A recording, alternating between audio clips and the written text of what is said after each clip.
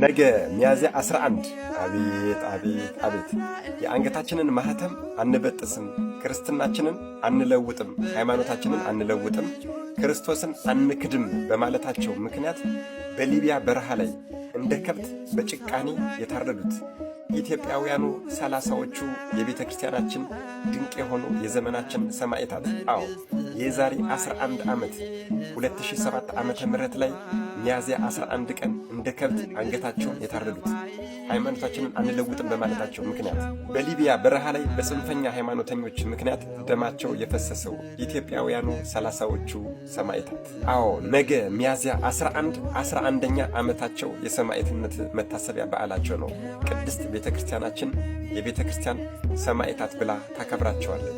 እነዚህን የዘመናችንን ሰማዕታት ሁሉም ሰው እስኪ ያውቃቸው ዘንድ ይህንን ቪዲዮ አጭር ቢሆንም በደንብ አድርጋችሁ ሼርና ኮፒ ሊንክ በማድረግ ለሁሉም ሰው አዳርሱልኝ። ይህችን ቅድስት ሀገር ጥለው የሄዱበት ምክንያት ችግር ቢሆንም እንኳን ችግራቸው ማተባቸውን ያላስበጠሳቸው፣ ችግራቸውን ክርስቶስን ያላስካዳቸው፣ ችግራቸው ሃይማኖታቸውን ያላስለወጣቸው አስደናቂ የዘመናችን ሰማዕታት ናቸው። ይሄ ትውልድ እግር ኳስን፣ ፊልምን ሳይሆን እያወቀ ማደግ ያለበት እንደነዚህ ያሉ የዘመናችንን ሰማዕታት።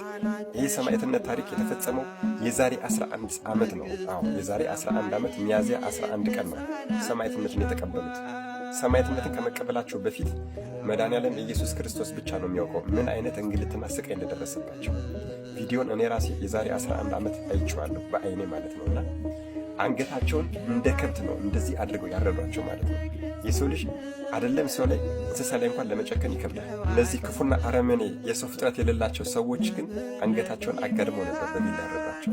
በውዳሴ ማርያም የሐሙሱ ቀን ላይ ሰማዕታት የዚህችን ዓለም ጣዕም በእውነት ናቁ፣ ስለ መንግሥተ ሰማያትን መራራ ሞትን ታገሱ የተባሉ እንደነዚህ ያሉት ናቸው። የሄዱበት ዓላማ አገራቸውን ለቀው የሄዱበት የተሰደዱበት ዓላማ እያላቸው ዓላማቸው ግን እምነታቸውን ያላስለወጣቸው አስደናቂ የዘመናችን ሰማዕታት። በእርግጠኝነት እነዚህን ሰማዕታት የማያውቃቸው የዘመናችን ወጣት የዘመናችን ሰው ሊኖር ይችላልና ይህን ቪዲዮ በደንብ አድርጋችሁ ኮፒ ሊንክ በማድረግ ለሁሉም ሰው እንዲዳረስ አድርጉልኝ።